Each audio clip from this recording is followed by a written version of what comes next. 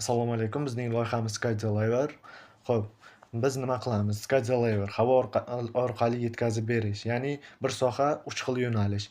Xo'p, birinchi sohamiz bu havo orqali yetkazib berish, ikkinchi sohamiz qurilish obyektlari, uchinchi sohamiz bu qishloq xo'jaligi.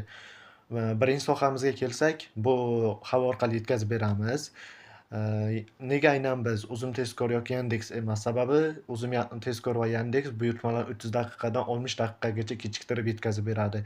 Biz esa dron orqali havodan tezkor stansiyadan stansiyaga qisqa muddatda 15 daqiqadan 10 daqiqagacha yetkazib berish imkoniyati mavjud.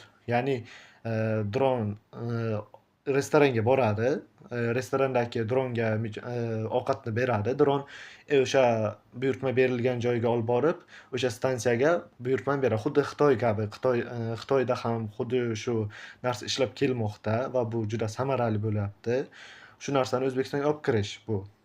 Xo'p, ikkinchisi qishloq xo'jaligiga kelsak. Qishloq xo'jaligiga dehqonlar uchun dorilarni ekinlarga dron yordamida samarali va ekonomik jihatdan sepib berish xizmatini qo'shmoqchimiz. Bu bilan katta qo'lda dorilarni sepib yurishmaydida, dron orqali tezda va samarali doralash imkoniyatiga ega bo'lishadi. Uchinchisi bu qurilish obyektlari. Qurilish obyektlariga domlarni bo'yash jarayonida juda xavfli usulda troslarga osilgan holda bo'yashadi va bu uzoq muddatni oladi va inson hayoti uchun ham judayam xavfli. Biz bo'lsa dron orqali tezda bir kunning ichida har bitta domni bo'yab berish imkoniyati mavjud.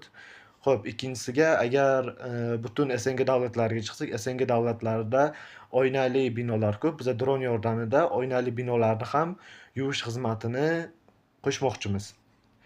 Ya'ni